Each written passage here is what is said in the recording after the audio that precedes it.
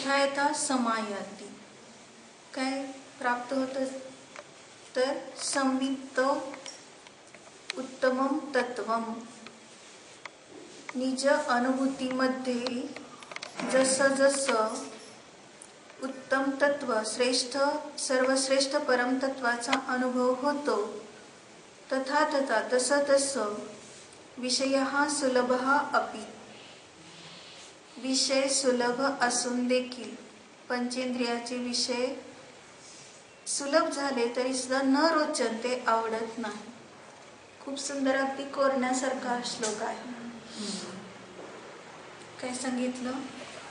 आपला उपयोग जसं जसं तत्वामध्ये राहतो म्हणजे स्वरूपामध्ये राहतो तसं तसं आपोआप काय होतं विषयापासून रुची निवृत्त होते. म्हणजे रुची राहत नाही.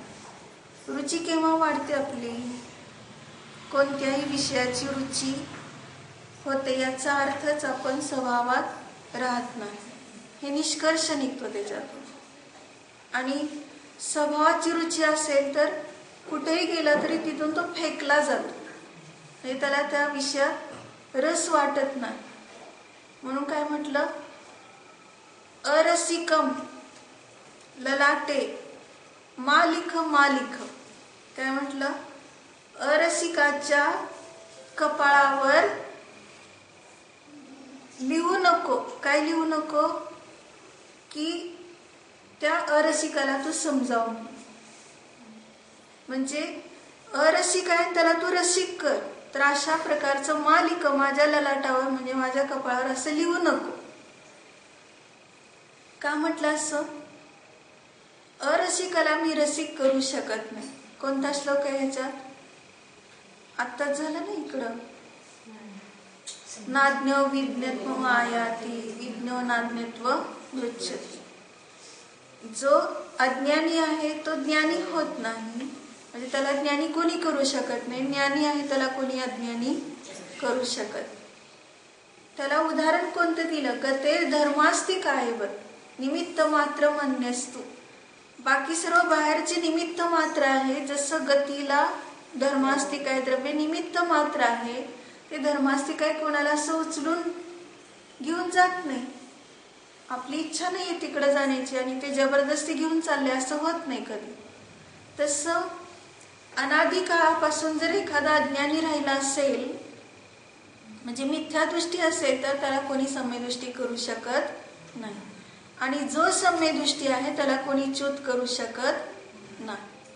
म्हणजे सर्व ही उपादान दृष्टीने आपली आपली परिणती. म्हणून आपण आपल्या परिणतीने काय करायचं आहे स्वतःला जसं आहे तसंच जाणायचं. पहा कसं एक उदाहरण खूप सुंदर ह्याच्यामध्ये आलेलं आहे रामायणमध्ये की एका वनामध्ये विद्याधर राजाच्या 3 सुंदर कन्या तप करण्यासाठी आलेल्या आहेत. आणि त्याचं कारण काय आहे? तप म्हणायचंच नाही खरं त्याला. कारण का तर ते तापच आहे जे भोगाच्या इच्छेने केलं जातं. त्यांची इच्छा काय होती की आम्हाला आमचा जो नियोजित पती आहे त्याचं दर्शन व्हावं म्हणून त्या विद्या सिद्ध करण्यासाठी तिथं आलेल्या आहेत. कारण का तर एक उद्देश आहे की त्यांना तिथं एक कोणी अंगारक नावाचा विद्याधर आहे तो इच्छित आहे आणि तिचे त्या तिघींचे वडील त्याला देऊ इच्छित नाही.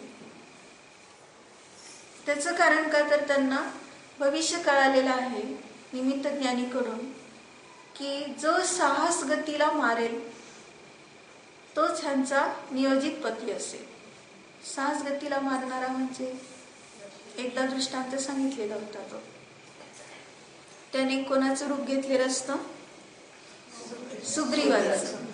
आणि ते कशासाठी तर सुताराला प्राप्त करण्यासाठी. सुग्रीवाची राणी जी आहे ती सुतारा आणि त्या सुतारावर हा मोहित आहे आणि त्याने अगदी हुबेहूब सुग्रीवाचं रूप घेतलेलं आहे. 2 सुग्रीव झाल्यानंतर सगळे संभ्रमात झाले पडले. खरा सुग्रीव ओळखूच येईना. मग त्यावेळेस हे कार्य कोणी केलेलं आहे?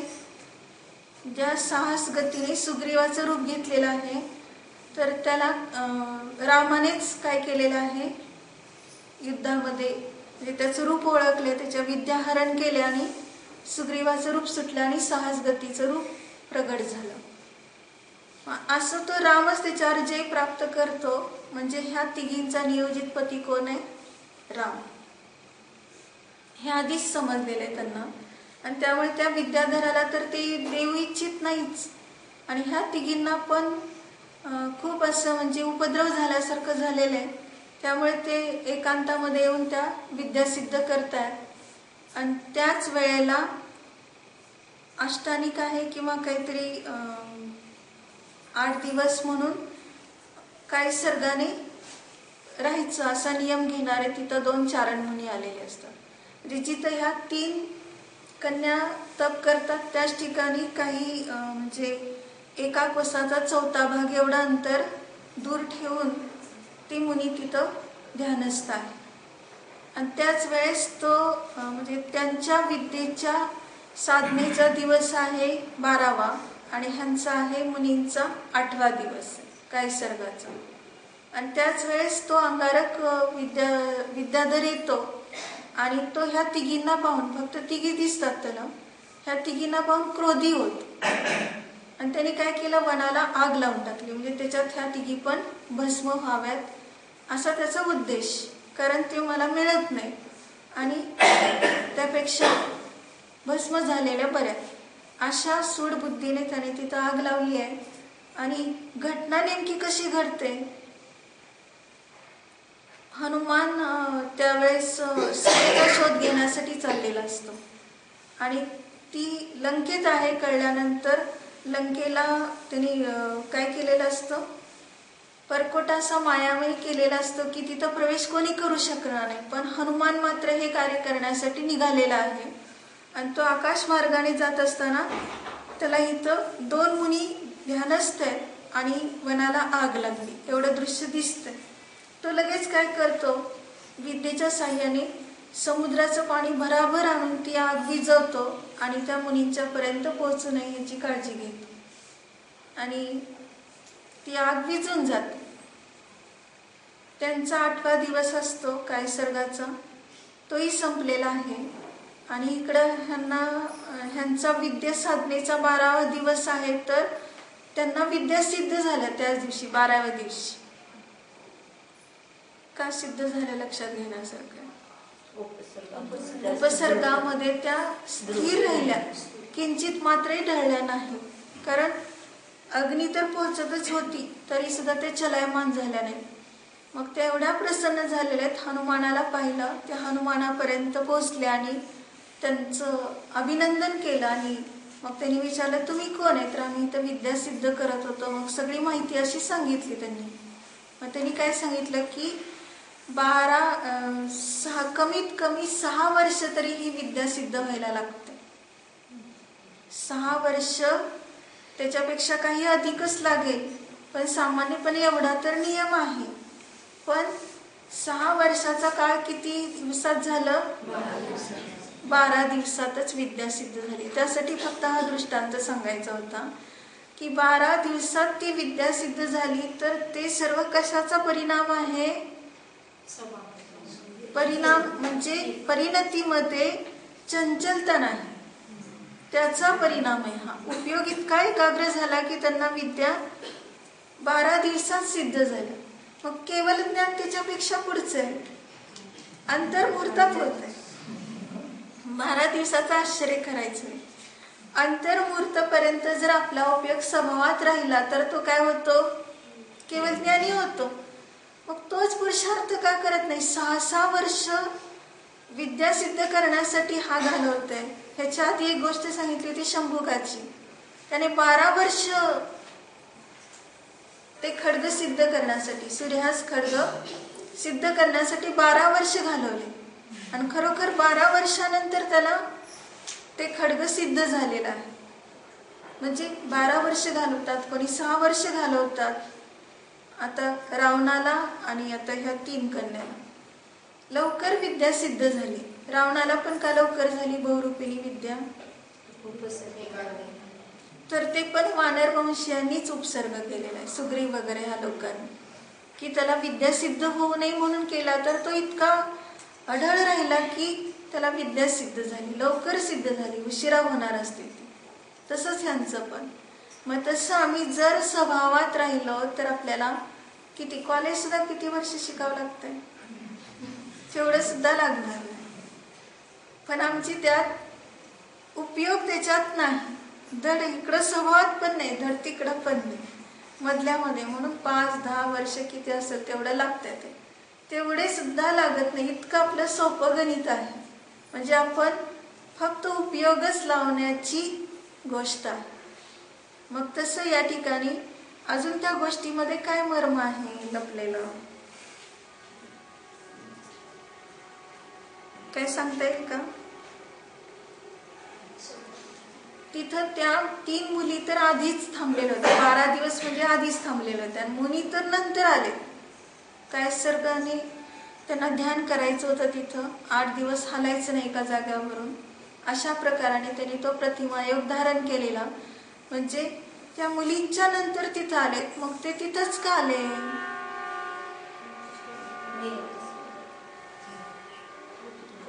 त्यांना मुली दिसल्या नाहीत म्हणून थांबले, की दिसल्या तरी थांबले, की योग्य स्थान होतं म्हणून थांबले? काय म्हणजे प्रश्न कसा सोडवायचा? कारण का तर ह्यांच्या निमित्तातच हा उपसर्ग झालाय ना, ह्या तिघींच्या निमित्तात मनाला आग लागली आहे.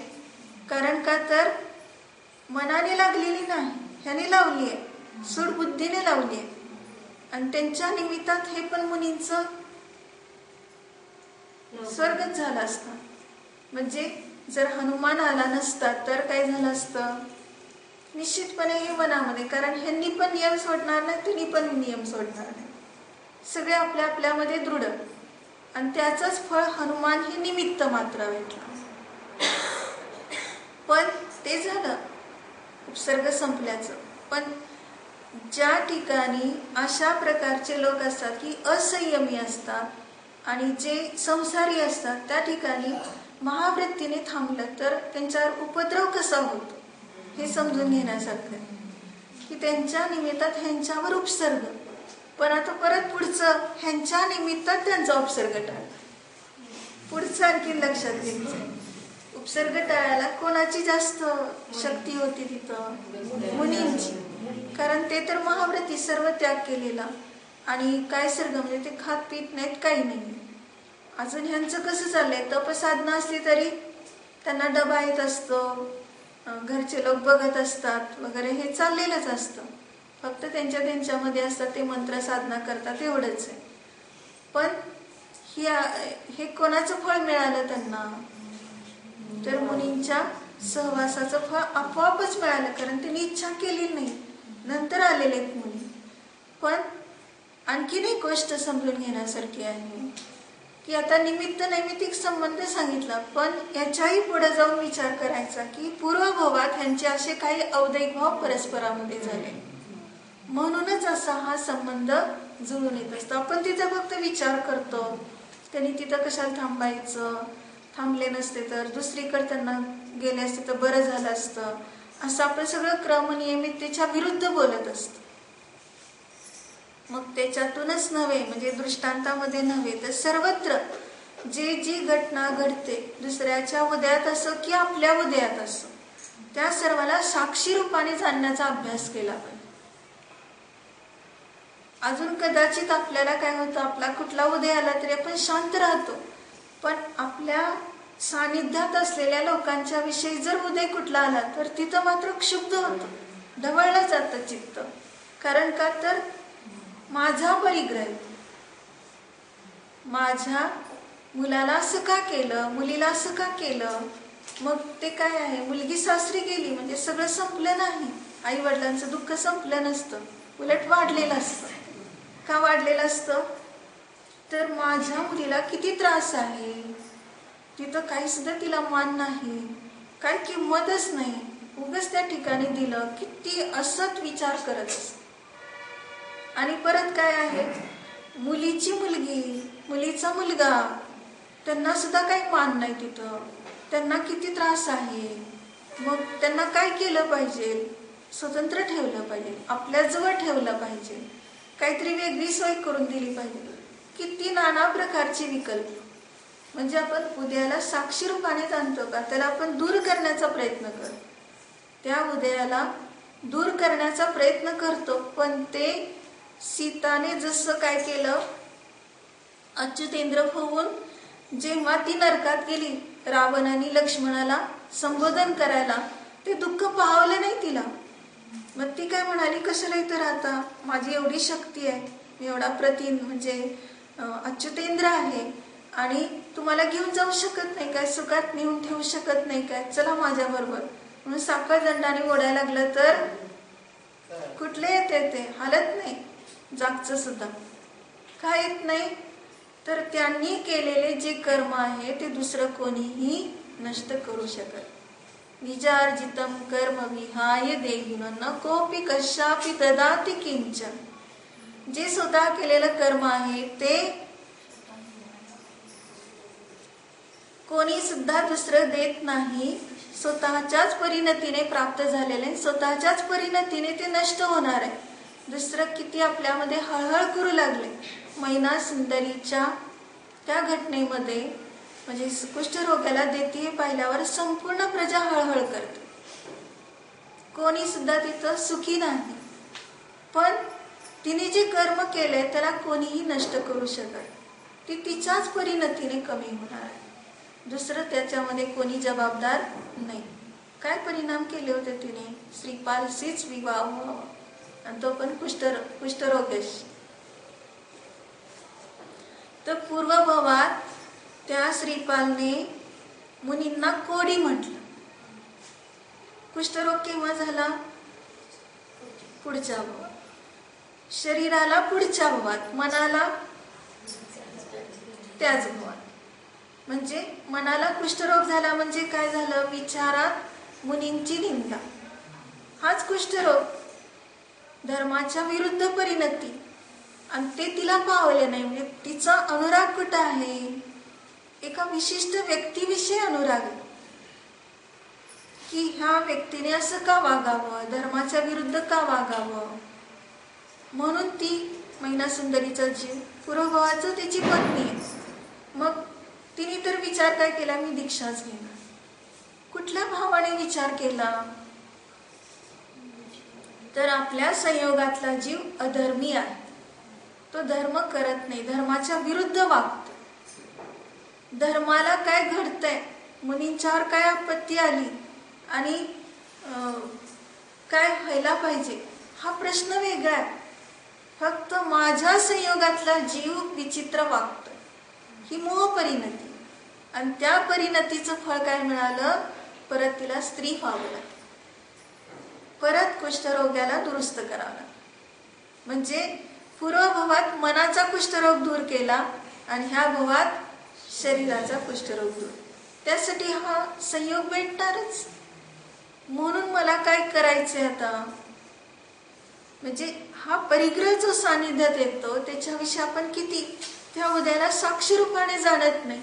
आणि म्हणून पुन्हा पुन्हा आपल्याला कसं कर्म बंद होतो. पण सांगितलं ना की तेसु विमूढो रक्तो दुठ्ठो वा बंद अनुभवले. उदयगत कर्माचे जे अंश आहेत त्याच्याविषयी जो रागी द्वेषी मोही होतो तो बंदाचा अनुभव करतो. म्हणजे उदयगत कर्माचे अंश प्रत्येक समयात चाललेले आहेत. काय विचार येतो? झटकन विचार येऊन जातो, लगेच मनोगुप्ती आठवते. तुला जर मनोगुप्ती झाली, तू जर हा विचार केला तर ती मनोगुप्ती राहील का? राहणार. हा एक विचार. आणि मनोगुप्ती का होत नाही? तर तुला असे विचार येतात म्हणून होत नाही. मग राहील का तो त्या विचारात? नाही राहणार. म्हणजे मनोगुप्ती न होण्याचं कारण काय आहे? तर शुद्धोपयोगाला सोडून बाहेर सतत शुभाशुभ परिणती करतोय. ह्याने असं का वागावं हा विचार आलाच ना. झटकन विचार आला आणि परत सोडून दिला. म्हणतो नाही, आता माझ्या मनात काही सुद्धा नाही त्यांच्याविषयी, ते भगवान आहेत, पण असं का वागावं? परत आलंच. म्हणजे वे ते सुवी मोडवरत तो कुणाला मिळणार आहे फळ त्याचं. तो मूड झाला त्या उदयामध्ये आणि म्हणून तुलाच बंधाचा अनुभव होणार आहे. म्हणजे प्रत्येक जण आपापल्या परिणतीने कार्य करत आहे, पण आपण त्याची दखल घेतली की आपल्याला त्याचं फळ मिळणार. कसं मिळणार? ते माकड आपल्या अंगावर येते, बघितलं की आपण काय करतो, असं कर, थांब जरा तिकडेच थांब, येऊ नको असं म्हणतो. तर ते काय करतं, येणार नसलं तर आणखी जास्तच येणार. मग ते माकड जसं चंचल आहे तसं आपलं मन चंचल. मग तसं आपण काय करतो की तसं फळ मिळणार नसलं तर आता मिळवून घेतलंच. कारण का तर परिणाम असे झाले. म्हणजे एखाद्या कुष्ठरोग्याला बघितलं किंवा कॅन्सर रोगाने पीडित असलेल्याला बघितलं, मग म्हणतो किती त्रास आहे त्याला, मला असं होऊ नये. कशाला विचार करायचा होता मला असं होऊ नये म्हणून? का विचार केला हा मला असं होऊ नये? म्हणजे व्हावंच, मन चंचल आहे, होणारच. कारण तू काय केलं, चिंतन केलं, स्वतःवर तसे संस्कार करून घेतले. काय चाललंय, त्यांचं हिशोब फेडायचं काम कर आणि उगाच आपण चुकचुक करत बसतो. कसं काय झालं, नको असं व्हायला नको. किती तो चांगला जीव आहे, किती साधना चांगली करतो आणि उगाच त्याला किती त्रास आहे हा. पण त्यांच्या हिशोबात तू मध्ये काय करणार आहेस? काहीच करू शकत नाही. तेच की त्यांचा हिशोब म्हणजे काय आहे, ते अनेक जीवाचा पिंड आणि त्या एका पंचेंद्रिय जीवाला झुंज द्यायची त्याच्याशी. मग त्याची चालली परिणती झुंज देण्याची. तू कशाला उगाच म्हणतो लवकर बरा व्हावा बरं का, म्हणजे सगळे जीव मरावे. विनाकारण काय केलं, आपण ध्यान केलं की झालंय त्याच्या शरीरात आणि तू विचार काय केला, लवकर बरं व्हावं. म्हणजे आता ते जीव ट्रान्सफर होऊन कुठे येणार, आपल्याकडेच घेतले ना ते, लवकर बरं व्हावं. कारण तू शरीराच्या मोहाने विचार केला ना, मग आता तो मोहच कसा आहे तो दाखवण्यासाठी ते फळाला मिळालं. जे हे असं चाललंय सतत आपल्या जीवनात. आपण म्हणतो कसं काय सारखे कॅन्सरनी सगळे पीडित होतात, कळतच नाही. हा विचार केला तरी सगळे म्हटले की त्यात तू आलाच. म्हणून काय विचार करायचा, मी तर एक शुद्धात्मा, कारण परमात्मा सदैव न्याय का. काय पूजेत होतं परवा वाक्य, जो न्याय का आश्रय लेता वही परम सुख पाता है. जो न्याय का आश्रय लेता वही परम सुख पाता है. म्हणजे किती मार्मिक वाक्य. जो न्यायिकाचा आश्रय घेतो तोच काय होतो, परम सुखाला प्राप्त. मग आपल्या उदयामध्ये न्यायिक राहता येतं, दुसऱ्याच्या उदयात का राहता येत नाही? हाच तर संसार आहे ना. म्हणजे आपल्याला हे सगळे का भेटले, काका मामा किंवा बहीण भाऊ, तर आपल्याला त्यांच्या उदयात अजून संसार करायचा. म्हणून सीताच्याच निमित्तात राम लक्ष्मण आणि रावण यांच्यामध्येच वैमनस्य होत आहे. मग त्यापेक्षा सीतानेच पटकन निरपेक्षपणे पहिल्या कुठल्या ज्या भावात झालं त्या भावातच सोडून दिला असतं. हा सगळा विचार न मला राम लक्ष्मण आणि रावणाशी काही प्रयोजन नाही, मी फक्त माझ्या आत्म्यात राहणार, तर ह्या तिघांचं लगेच सुटलं असते की नाही, अनेक भावात कशाला भेटायला आले असते. एवढंच नव्हे तर तिर्यकची योनीत गेल्यावर पहिल्यांदा लक्ष्मण आणि रावण हे दोघे जातात, तिर्यंची होतात आणि तिथंच भेटायला ही तिर्यंचिनी होती. तिर्यंचिनी झाली तरी तिथंच का गेली, दुसऱ्या ठिकाणी झाली असती तर संपलं असते की सगळं. पण त्याच ठिकाणी ती का होते, तर हिच्या निमित्तात ते दोघं परत भांडण करतात आणि मरतात. म्हणजे त्यांचं ते तसं घडणार आणि म्हणून ती तशी त्यांच्या सानिध्यात सतत जात असते. आपल्याला वाटतं ना, ह्या संयोगाच्या निमित्तात मला इतका त्रास आहे, काय सांगायचं, काय त्रास आहे, नाही सांगता येणार नाही. खूप त्रास आहे माणसं. किती त्रास आहे, किती जन्मापासून आहे. जन्मापासूनचं डोक्यात घालूच नका. आता फक्त ह्या जन्मातलं सुटावं असं मी विचार करतोय, तर तुम्ही काय म्हणताय, किती जन्मापासून. तर मागचं तर काही माहीतच नाही, पण पुढेही भेटणार ना परत. सारखं आपण ते संस्कार करून घेतले, ते चिंतन केलं, हे असं आहे, असं आहे, असं आहे, मला खूप त्रास होतोय त्यांच्या सानिध्यात. ते येणारच परत तुला सानिध्य भेटायला. विचार करा, अनुभव घेऊन पहा की आपल्याला त्या संयोगाविषयी फक्त भगवान हा विचार केला तर आपोआप काय झालं. म्हणजे उदय आहे चालू, तो उदय संपलेला नाही, पण उदयाला तो भोगत नाही, हा फरक पडला. कारण उपयोगच तिकडे जाईना ना त्याचा. म्हणजे आपोआप हे कसं घडत गेलं, चिंतन चांगलं केलं, भगवान म्हणून केलं तर वैर सुटलं त्याच. आपण फक्त काय करतो, क्षमा म्हणतो. पण कसली क्षमा करतो, आज क्षमेचा दिवस आहे म्हणतो, क्रोध करायचा नाही. क्रोध करायचा नाही म्हटलं की क्रोध होणारच. करायचं नाही ठरवल्यावर कसं होतंय का ते. नियम सकाळी सांगितलं ना, नियम कोणता घ्यायचा आहे, स्वभावात राहण्याचा नियम घ्यायचा, क्रोध सोडण्याचा नियम घ्यायचा नाही. आणि ते कोण घेऊ शकतच नाही. कुठल्या वेळेस लगेच आठी चढेल कपाळावर कळणार आणि डोळे मोठे होतील कळणार. काय शरीराच्या क्रिया ते तर विचारायलाच नको, आणि मनात काय येईल ते विचारायला नको, आणि वचनाने कधी बोलून जाईल काय विचारायला नको. मन वचन काय पुद्गल आहे, परकीय आहे. मग त्याच्या संगतीने तू काय होतंय, काय सांगितलं, ज्ञान अशुची भयो. ज्ञान अशुची का झालं, कोणाच्या संगतीने झालं, मोहाच्या संगतीने झालं. मन वचन कायाच्या संगतीने झालं.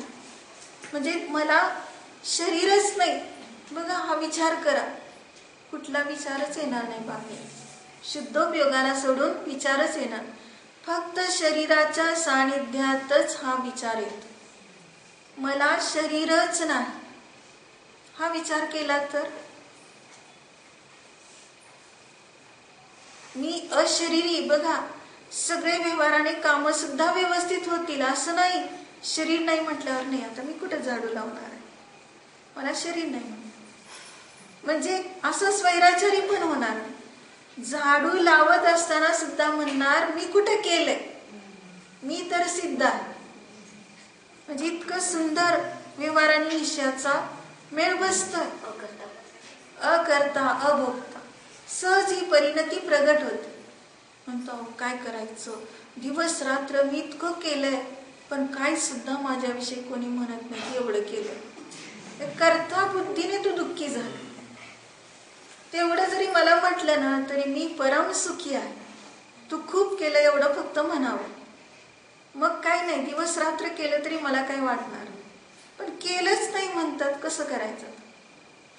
मग चांगलं सांगतात की तू केलंच नाही, तू करणारा नाही, तू जाणणार आहे. य करती स न जानाती, कलश आहे की नाही. जो करतो तो जाणत नाही, य जानाती स न करती, आणि जो जाणतो तो करत नाही. करिष्यामी करिष्यामी इति चिंतया मरिष्यामी मरिष्यामी इति विस्मृत्या.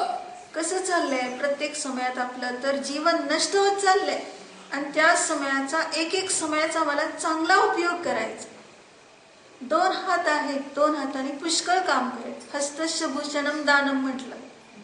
हाताचं भूषण काय, दान. मग काय दान देणार तू, पैसा. दान म्हटलं की पैसा आहे, ते दान नव्हे. तू हाताने काय दान देणार, हाताचं दान कोणतं,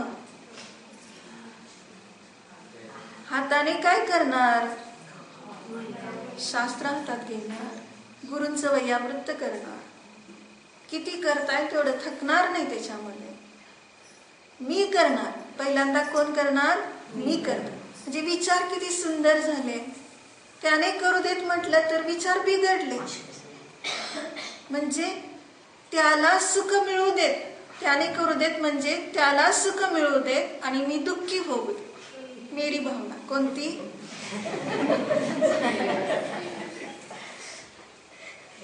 हे असंच आहे, ह्याचं फळ असंच आहे. त्याला नाही का सांगायचं तुम्ही काम, मलाच का सांगितलं? द्रौपदीचं ह्यातच नडले.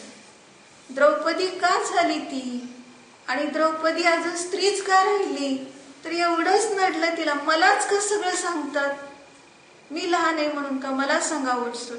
आणि खरोखर तिने मुनींची विराट.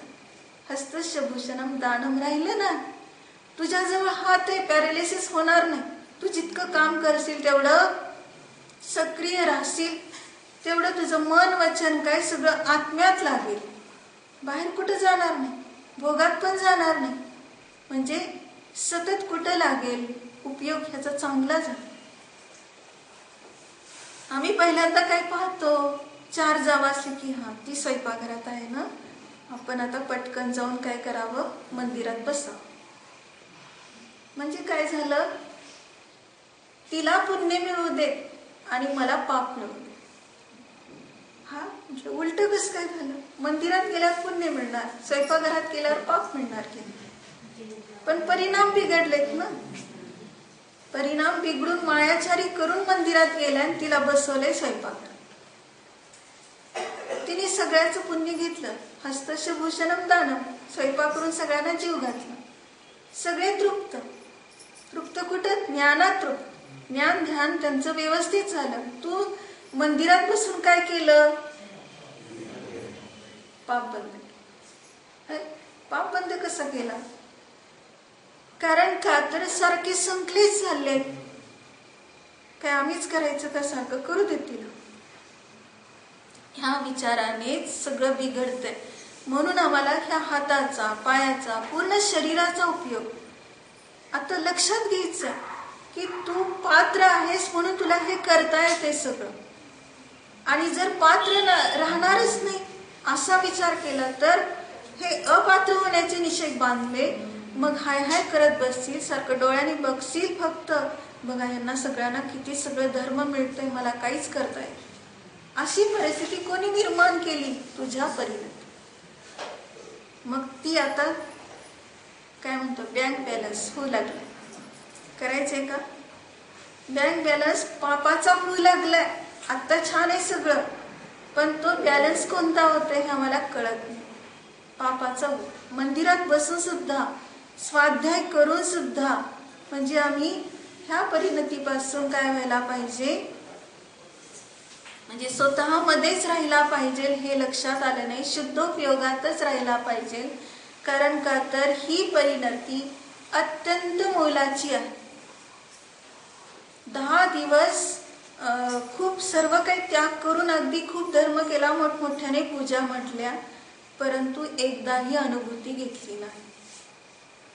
पर्व साजरा छान झाला की नाही, म्हणतो काय सांगायचं हो, पूजा तर फक्त मी एकटाच म्हणत होतो आणि सगळे ऐकत होते, खूप मजा आली म्हणतो. एवढं 10 दिवस कधी परत कधी असे येतील असं वाटतं. परत कधी येतील म्हणजे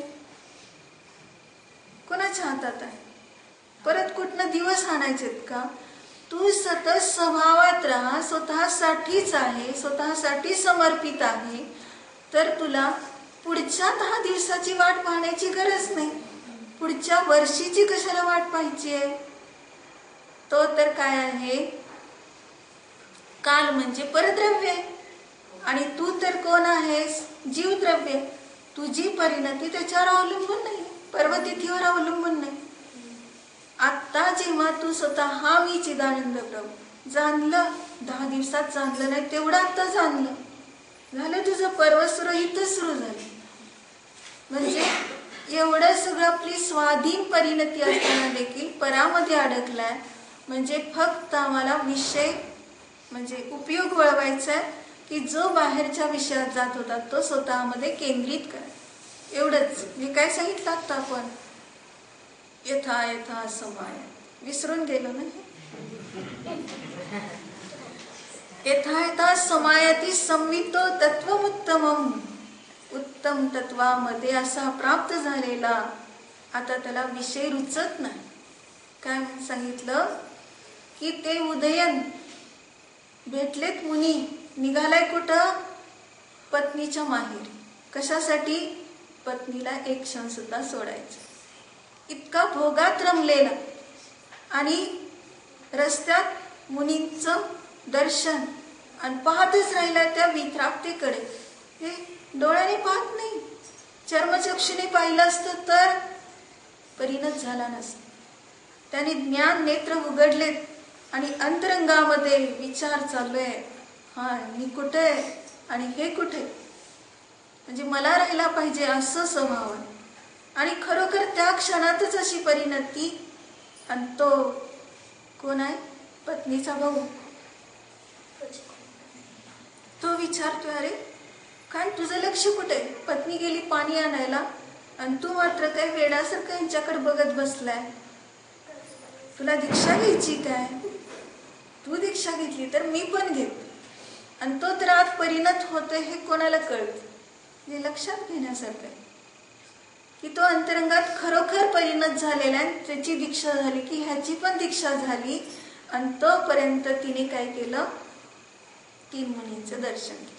ती पाणी घेऊन आली पण तिला 3 मुनींचं दर्शन झालं.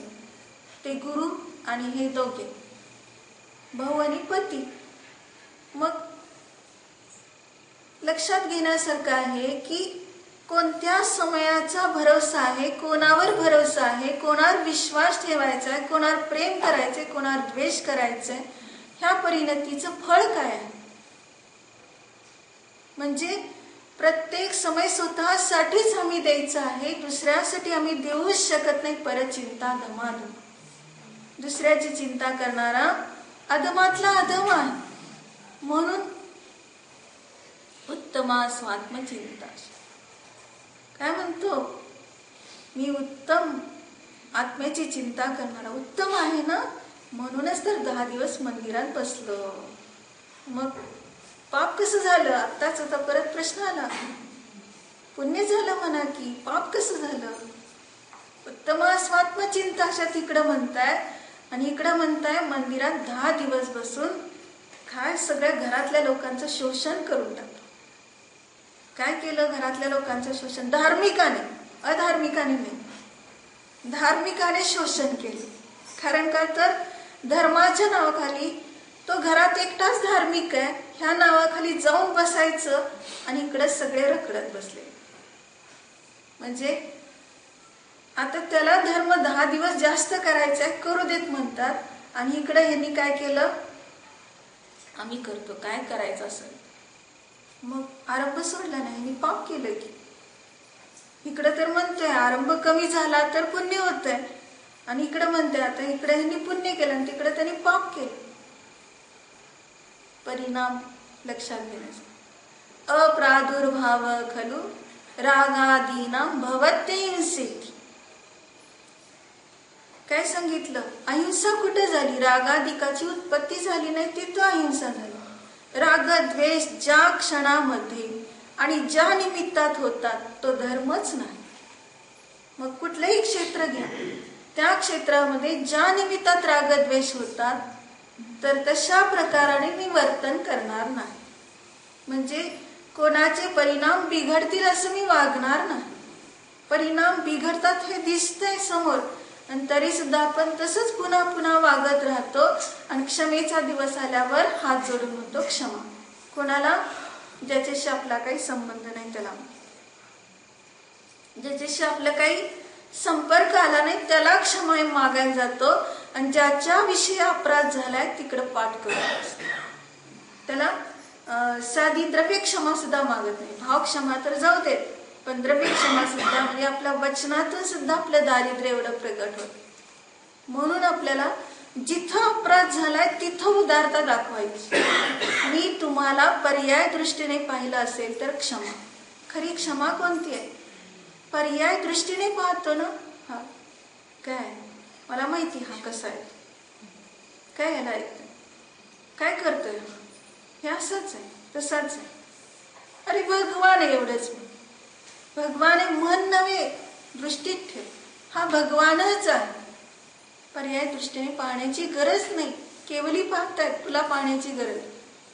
केवली पाहतायत, संपूर्ण रेग न रेग पाहतायत आणि तरी ते न्यायिक आहे. म्हणून काय सांगितलं, जो न्याय का आश्रय लेता वही परम सुख पाता. न्यायिक आहेत भगवान, मी पण न्यायिक आहे.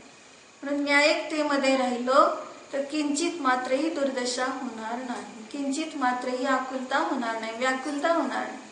म्हणजे आपली स्वाधीनता कुठे आहे? परिणाम न बिघडण्याची आपली स्वाधीनता. परिणाम बिघडवतो म्हणजे पराधीन होतो, दुर्बल होतो आणि क्षुब्ध होतो. म्हणून वचनाने क्षमा मागितली तरी क्षमा होत नाही. क्षुब्ध न होणं, कलुषता उत्पन्न न होणं, त्याला कारण आहे फक्त एक निज ध्रुवाचा आश्रय. आणि ते जर आपण स्वीकारलं तर सहज शांतीला प्राप्त.